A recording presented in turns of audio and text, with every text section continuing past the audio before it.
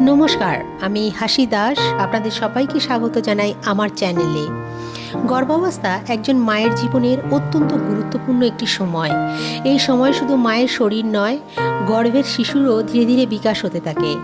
অনেক সময় আমরা অজান্তেই কিছু ভুল করে ফেলি, যেগুলো মা ও শিশুর গর্ভের জন্য ভালো নয়।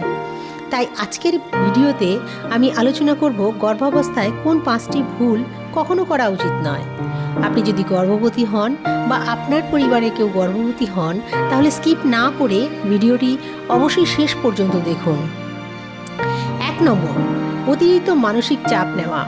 গর্ভাবস্থায় অনেক মা ভবিষ্যৎ নিয়ে চিন্তা করেন, শিশু কেমন হবে, সব কিছু ঠিকঠাক হবে তো। কিন্তু অতিরিক্ত স্ট্রেস বা দুশ্চিন্তা মায়ের শরীরের ওপর খারাপ প্রভাব ফেলতে পারে। বিজ্ঞানীরা বলেছেন, মায়ের মানসিক অবস্থা গর্ভের শিশুর ওপর প্রভাব ফেলতে পারে। তাই এই সময় নিজেকে শান্ত রাখার চেষ্টা করুন। ভালো গান শুনুন, বই পড়ুন, প্রার্থনা বা ধ্যান করতে পারেন। এতে মনও ভালো থাকবে এবং শিশুর উপরও ইতিবাচক প্রভাব পড়বে। দ্বিতীয় ভুলটি বলছি, অনিয়মিত বা অস্বাস্থ্যকর খাবার খাওয়া। গর্ভাবস্থায় মায়ের শরীরে অতিরিক্ত পুষ্টির প্রয়োজন হয়। অনেক সময় দেখা যায় কেউ ঠিকমতো খাবার খান না বা জাঙ্ক ফুড বেশি খেয়ে ফেলেন।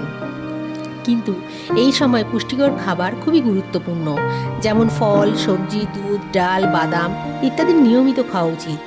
এগুলো মা ও শিশুর সুস্থ বিকাশে সাহায্য করে। এটি খুব গুরুত্বপূর্ণ, তাই মন দিয়ে শুনবেন। এর পরের ভুলটি হলো পর্যাপ্ত বিশ্রাম না নেওয়া।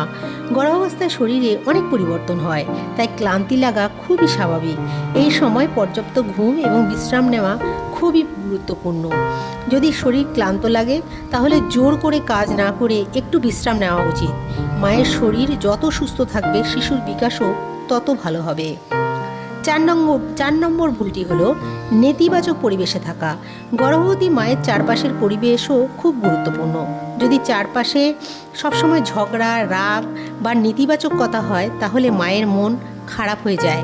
আর মায়ের মন খারাপ হলে তার প্রভাব শিশুর উপরেও পড়তে পারে। তাই চেষ্টা করুন শান্ত ও ইতিবাচক পরিবেশে থাকতে। সব শেষ ভুলটি হলো ডাক্তারের পরামর্শ ছাড়া কিছু করা। গর্ভাবস্থায় অনেকেই অন্যের কথা শুনে ওষুধ খেয়ে ফেলেন বা অন্য কিছু কাজ করে ফেলেন। কিন্তু এই সময় কোনো কিছু করার আগে অবশ্যই ডাক্তারের পরামর্শ নেওয়া খুবই জরুরি। নিয়মিত চেক আপ করলে মা ও শিশুর স্বাস্থ্য সম্পর্কে সঠিকভাবে জানা যায়। তাই গর্ভাবস্থায় এই ছোট ছোট বিষয়গুলোকে খেয়াল রাখলে মা ও গর্ভের শিশু সুস্থ বিকাশ নিশ্চিত করা যায়।